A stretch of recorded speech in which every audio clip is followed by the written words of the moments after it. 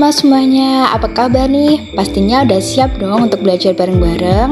Oke, kali ini kita bakalan belajar tentang perhitungan biaya absorpsi, biaya variabel, dan juga manajemen persediaan. Nah, sebelumnya kita kenalan dulu yuk bareng tim 1. Oke, dari kami ada Nurul Fatihah, Nur Fasiha, Kamila Yunika, dan juga Eling Laila Jayanti.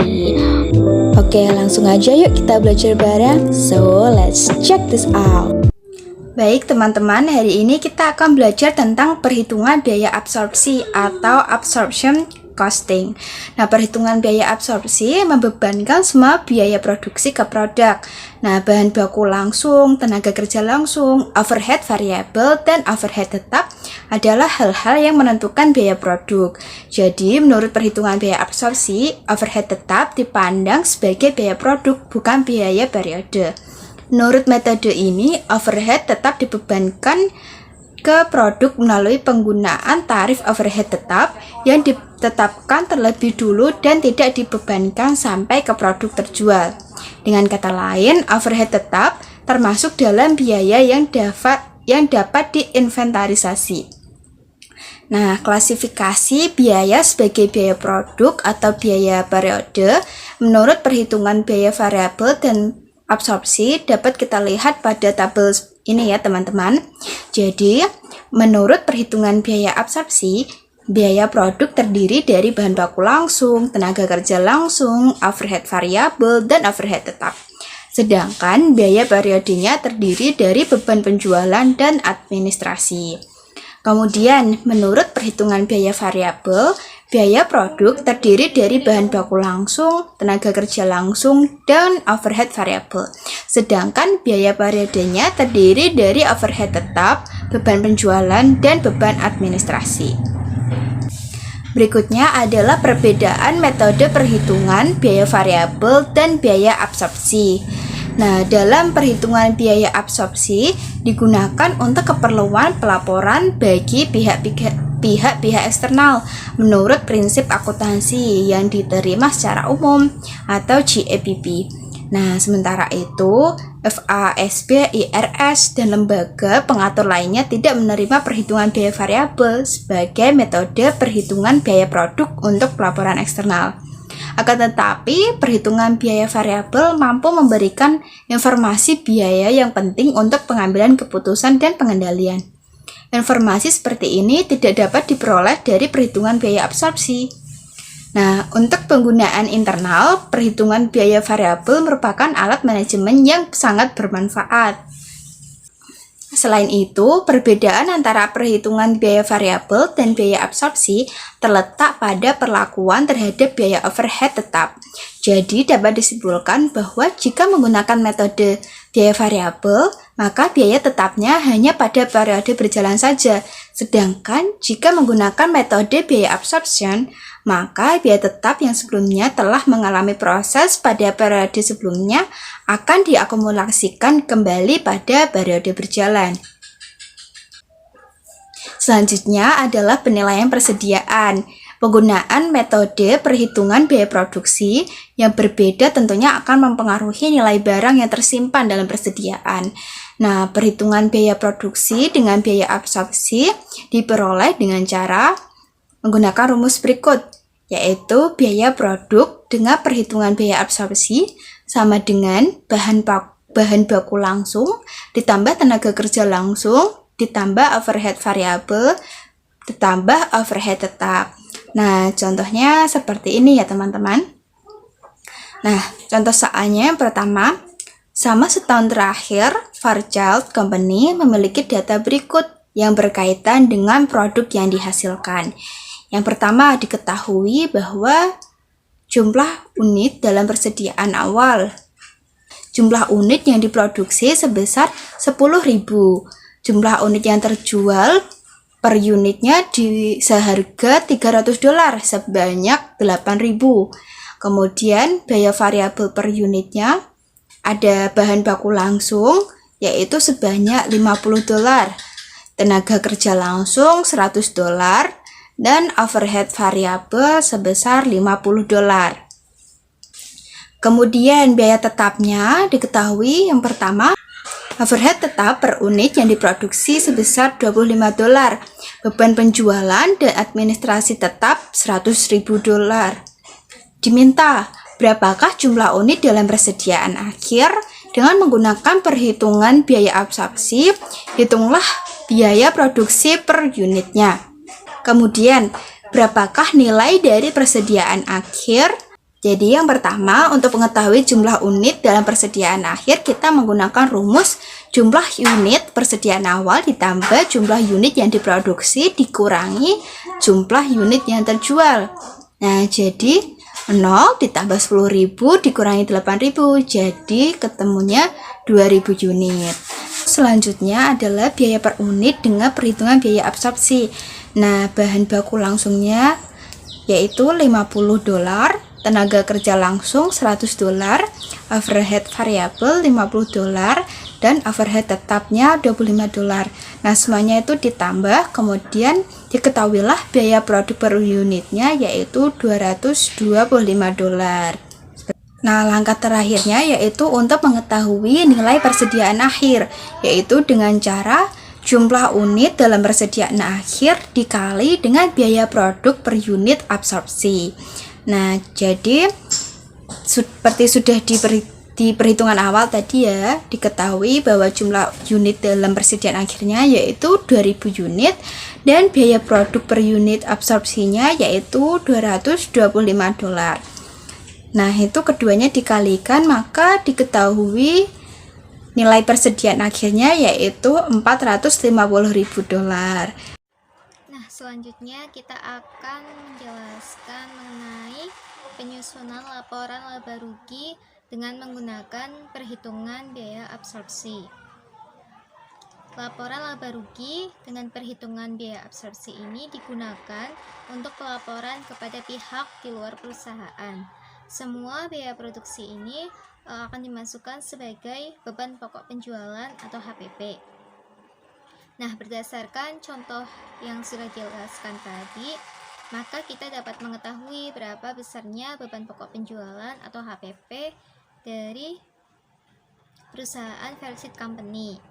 Nah, untuk menghitung beban pokok penjualan atau HPP itu sendiri, yaitu dengan cara mengalihkan biaya produk per unit dengan biaya absorpsi dengan jumlah unit yang terjual, yaitu $225 dikali dengan 8.000 unit, sehingga harga pokok penjualan itu sebesar $1.800.000. Nah, untuk laporannya sendiri bisa teman-teman lihat di dalam PPT itu. Di situ ada Fairchild Company, laporan laba rugi, perhitungan biaya absorpsi.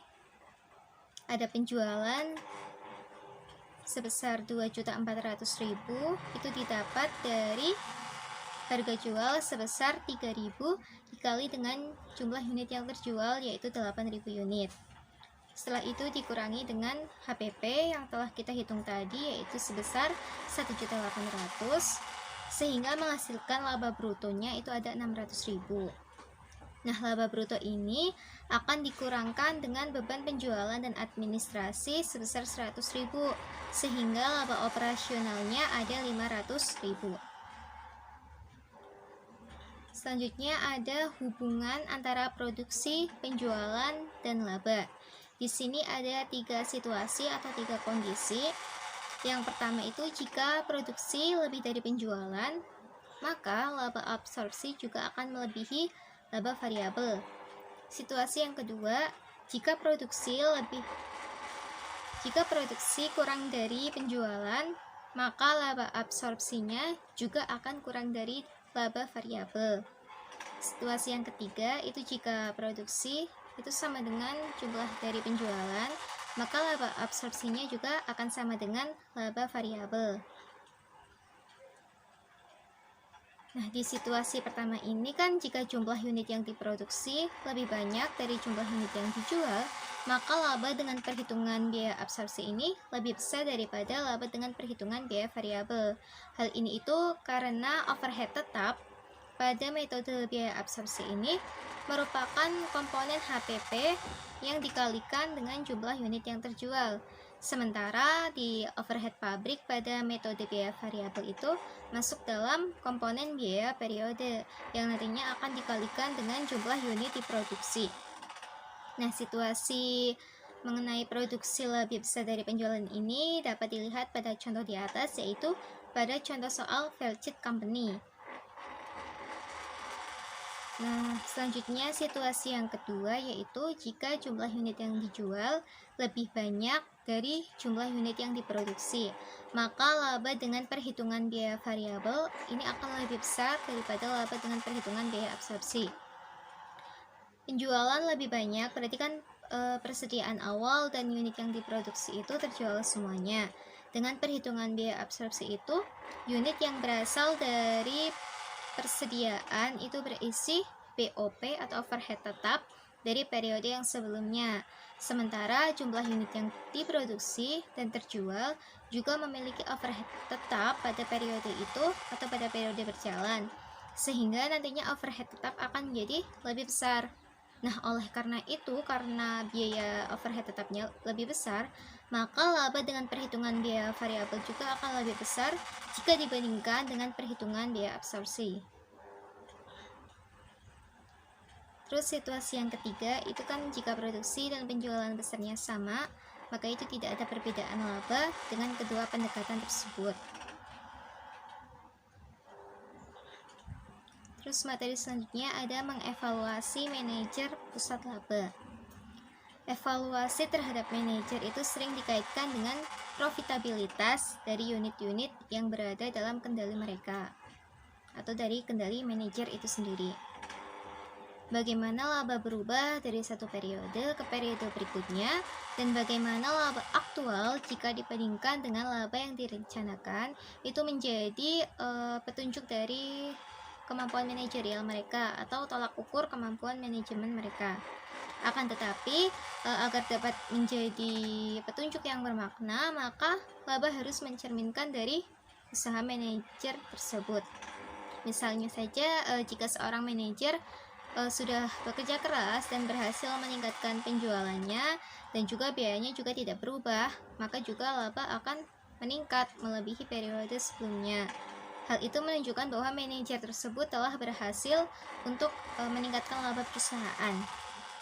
Nah, secara umum apabila kinerja laba itu untuk mencerminkan kinerja manajerial atau manajemen, maka manajer berhak mengharapkan berlakunya hal-hal atau situasi berikut. Situasi yang pertama yaitu ketika pendapatan penjualan meningkat dari satu periode ke periode berikutnya, sementara faktor lainnya tetap, misalnya saja biayanya tetap, maka laba juga akan meningkat. Situasi yang kedua, ketika pendapatan penjualan menurun dari satu periode ke periode berikutnya, sementara faktor lainnya tetap, yaitu misalnya biayanya tetap, maka labanya juga akan menurun karena penjualannya juga menurun sehingga pendapatannya juga berkurang. Situasi yang ketiga yaitu ketika pendapatan penjualan tidak berubah dari satu periode ke periode berikutnya, sementara faktor lainnya tetap atau biayanya tetap, maka laba juga tidak berubah atau sama dengan periode sebelumnya. Yang terakhir adalah pelaporan segmen dengan dasarnya perhitungan biaya absorpsi. Nah, pelaporan segmen itu seharusnya disusun menurut perhitungan biaya variabel atau perhitungan biaya absorpsi. Untuk menjawab pertanyaan ini, kita berikan contoh, yaitu sebuah perusahaan bernama Elcom Inc., sebuah perusahaan yang memproduksi stereo dan perekam video di suatu pabrik dan menggunakan perhitungan biaya absorpsi untuk pelaporan eksternal dan internalnya. Mereka menyajikan laporan laba rugi menurut perhitungan biaya absorpsi, menurut lini produk, dan dalam total selama tahun 2005. Di sini dapat kita lihat laporan laba ruginya. Ada dua produk, yaitu dari produk stereo sama perekam videonya. Sehingga di sini menghasilkan laba bersih untuk stereo 20.000, terus ada rugi dari perekam video 30.000, sehingga perusahaan memperoleh total rugi ada $10.000. Nah, setelah melihat laporan tersebut, Presiden Direktur Elkom yaitu Devon Lover memutuskan untuk menghentikan produksi perekam video. Alasannya itu untuk meningkatkan laba perusahaan sebesar 30.000. Kan di sini dapat kita lihat bahwa perekam video itu bukannya laba, malah rugi 30.000. Jadi si developer mau menghentikan produksi dari perekam video ini. Akan tetapi setahun kemudian hasilnya itu tidak seperti yang diharapkan oleh developer.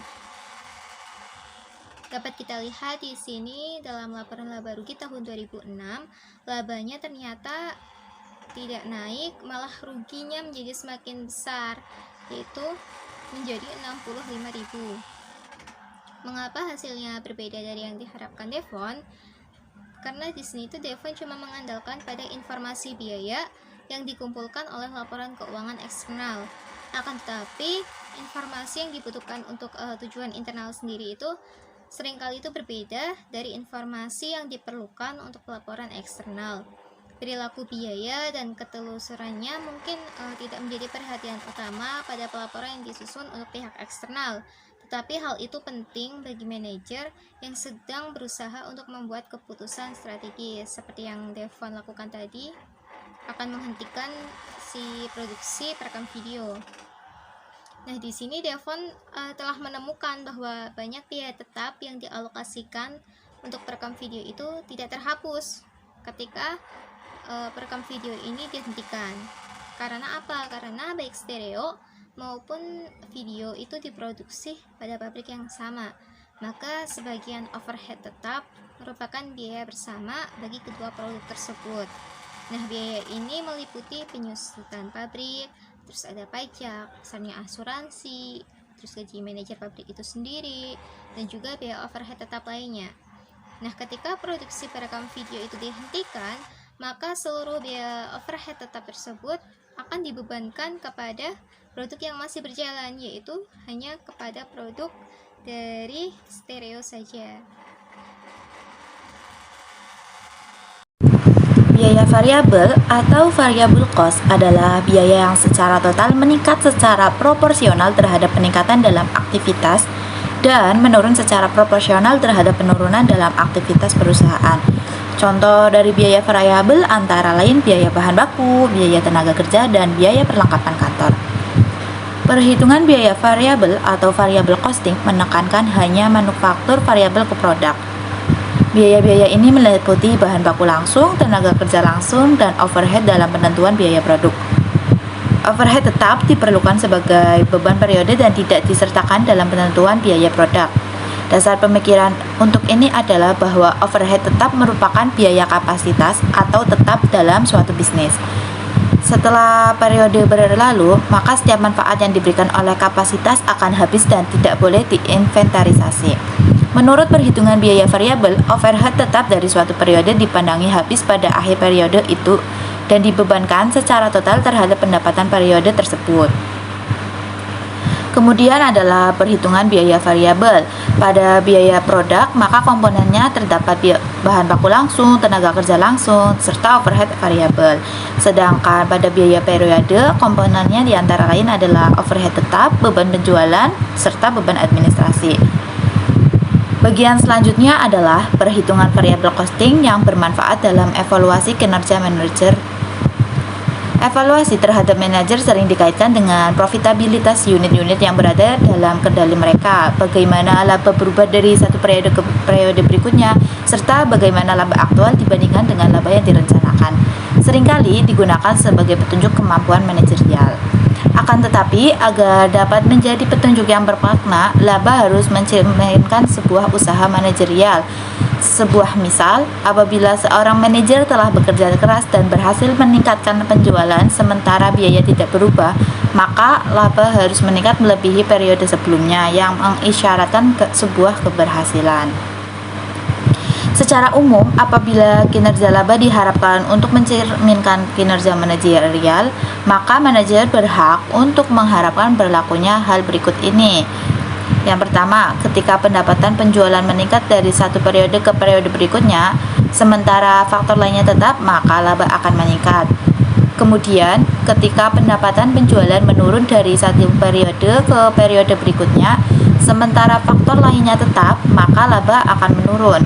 Ketiga, ketika pendapatan penjualan tidak berubah dari satu periode ke periode berikutnya, sementara faktor lainnya tetap, maka laba tidak berubah.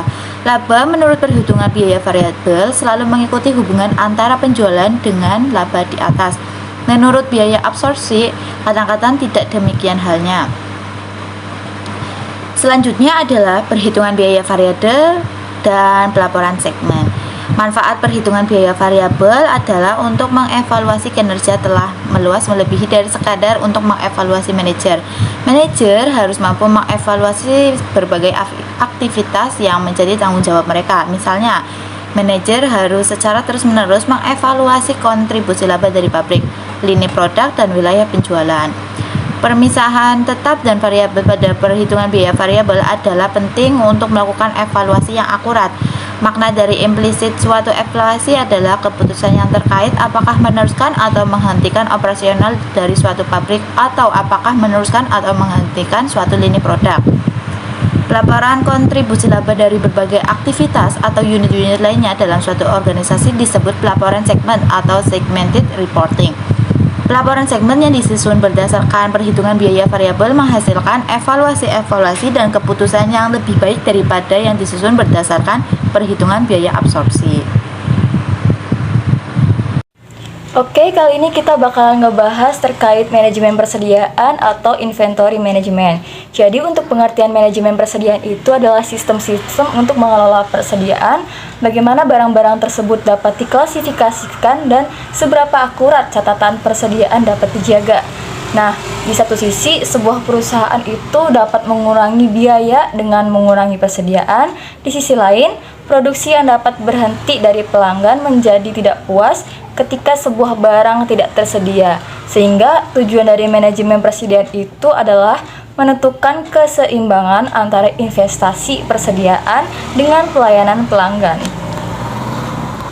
Untuk pengertian persediaan atau inventory itu adalah stok barang atau sumber daya apapun yang digunakan dalam sebuah organisasi. Sistem persediaan itu serangkaian kebijakan dan pengendalian yang mengawasi tingkat persediaan dan menentukan tingkat persediaan yang harus selalu ada, kapan persediaan harus diisi kembali, dan berapa besar pesanan yang harus dipesan. Lalu ada keakuratan catatan persediaan. Nah, permasalahan yang sering terjadi dalam perusahaan retail adalah tidak akuratnya dalam menentukan jumlah persediaan atau salah dalam perhitungan manual, di mana terjadi kelebihan persediaan atau kekurangan persediaan. Maka, keakuratan dalam pencatatan persediaan ini harus banget diperhatikan.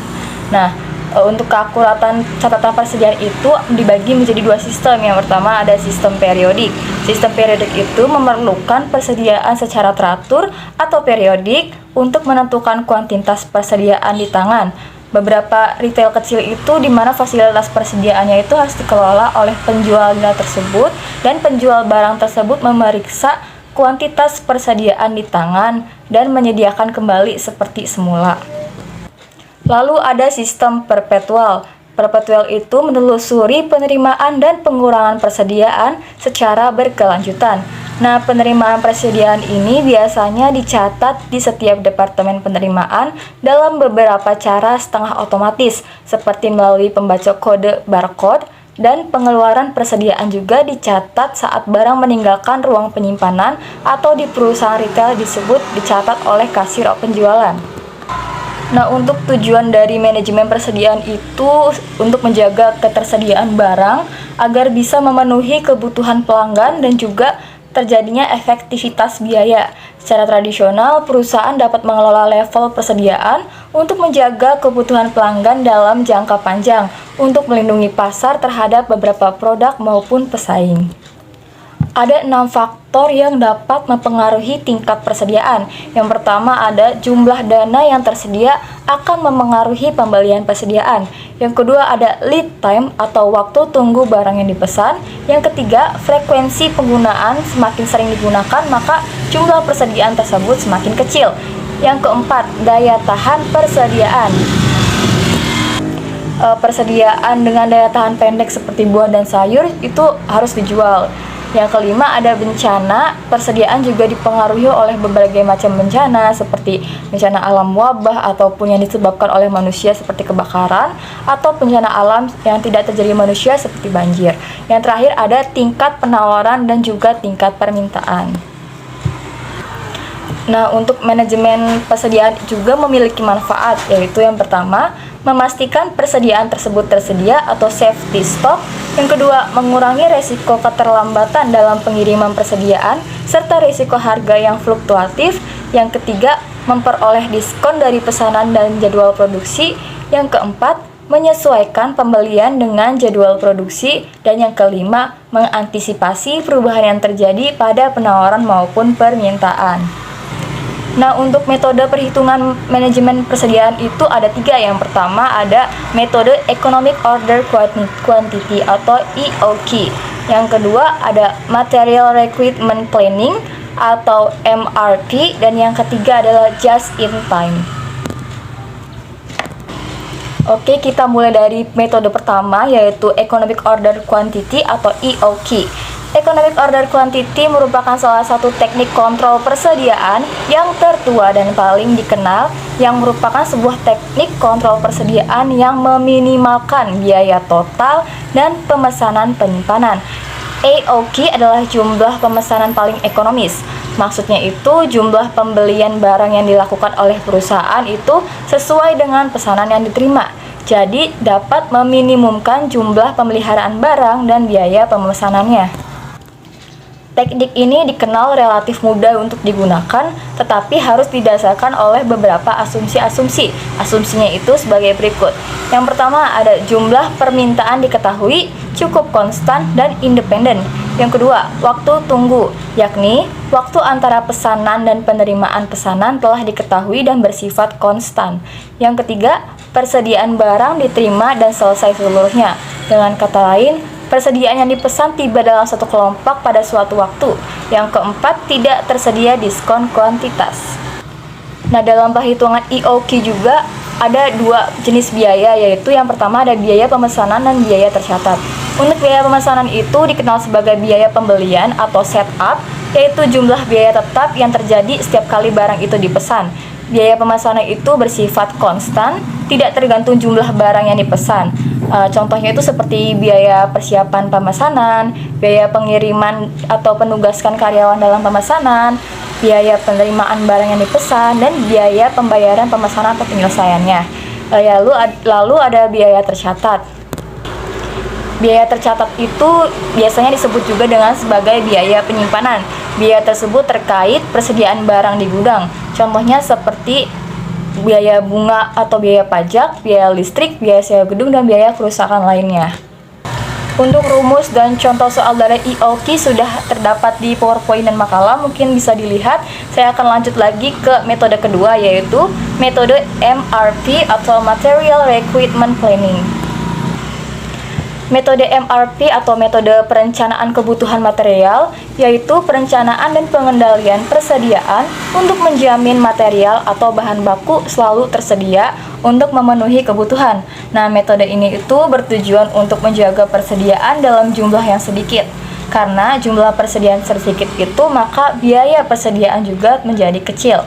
Untuk perhitungan MRP itu dilakukan menggunakan software akuntansi, yaitu software MRP tersendiri. Nah, untuk metode yang terakhir itu ada metode just in time. Dalam metode itu merupakan metode di mana perusahaan itu tidak menyetok atau tidak memiliki persediaan. Just in time ini berasumsi jika perusahaan tidak memiliki persediaan, maka perusahaan itu tidak memiliki biaya atau beban atas persediaan tersebut.